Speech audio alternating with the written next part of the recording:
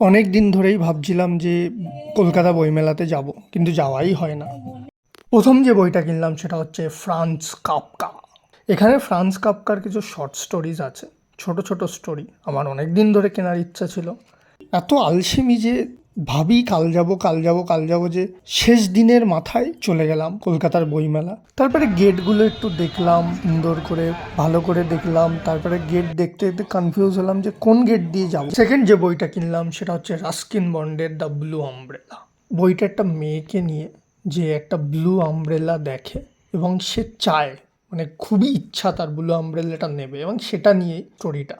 And এই বইটা কেনার কোনো প্ল্যান ছিল না আমার। বই দেখতে দেখতে দেখতে দেখতে এই বইটা পেলাম, মনে হলো কিনতে, তাই কিনে নিলাম। রাস্কিন বন্ডের বই খুব কমই পড়েছি, সেই জন্য কিনে নিলাম আমি। তারপর ঢুকে পড়লাম বই মেলাতে, বিশাল বড়।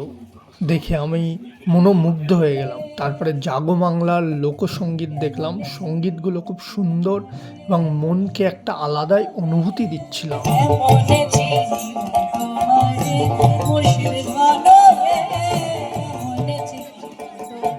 তারপরে শুধু মমতা ব্যানার্জির বই দেখলাম জাগো বাংলাতে।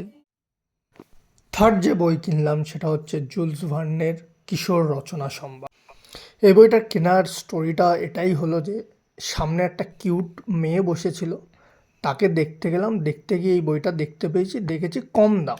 এবং জুল ভার্নের সায়েন্স ফিকশন স্টোরিজ তো সবাই জানে, খুব ফেমাস। তো ভাবলাম একবার ট্রাই করে দেখি কিনে কেমন লাগে পড়ে।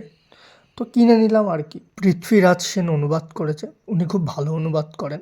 এখানে আই থিঙ্ক 2টো উপন্যাস এবং 3টে শর্ট স্টোরিজ আছে। প্রথমে তো আমি একাই গেছিলাম বইমেলাতে। তারপরে মহাবুরদা এবং মহাবুরদারই বন্ধু ইউসুফ দাও চলে আসলো বইমেলাতে। ঠিক আছে, জানি না বই কিনবে কি কিনবে না, বাস চলে আসলো। কি ভাই রান্নাঘর, এই রান্নার রেসিপি। ফোর্থ যে বইটা নিলাম সেটা হচ্ছে ফিওদর দত্তস্কির 3টে উপন্যাস, অনুবাদ ননী ভৌমিক।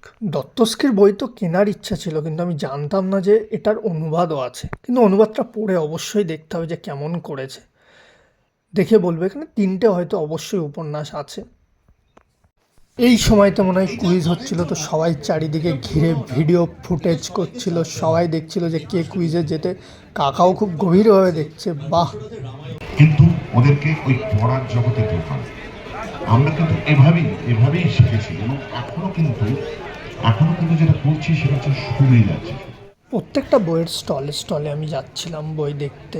অ্যান্ড আমার একটা লিস্ট ছিল যে কী বই নেব কী বই নেব না, কিন্তু সত্যি কথা বলতে আমি তার উল্টোটাই করেছি। মানে যা লিস্ট ছিল তার মধ্যে তো আমি একটাও নেইনি, ঠিক আছে, তার উল্টোটা নিয়েছে। হয়তো ফেদর দত্তস্কি বা কাফকা আমি ভেবেছিলাম নেব, কিন্তু কখনো ভাবিনি বই মেলাতে গিয়ে নেব। আমি ভেবেছিলাম বাংলা সাহিত্যের কিছু বই নেব, সৈকত মুখোপাধ্যায়ের কিছু বই নেব, সমরেশ মজুমদারের কিছু বই নেব, বাট নেওয়া হয়নি। খুব তাড়াহুড়ো করে, এতগুলো স্টল ছিল যে দেখতে দেখতে সময়ই চলে গেছিলো।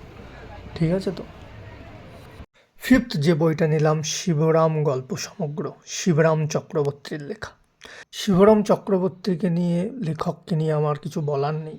উনি খুবই বিখ্যাত এবং খুবই সুন্দর একজন লেখক। ওনার গল্প যদি না পড়ে থাকো, আমি রিকমেন্ড করবো অবশ্যই পড়ো।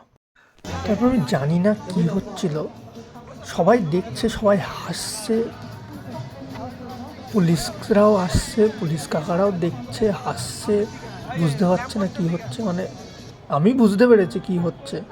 একটু অন্য ধরনের কিছু করলে হয়তো আমার মনে হয় ভালো হতো, বাট কি বলবো, কালচার।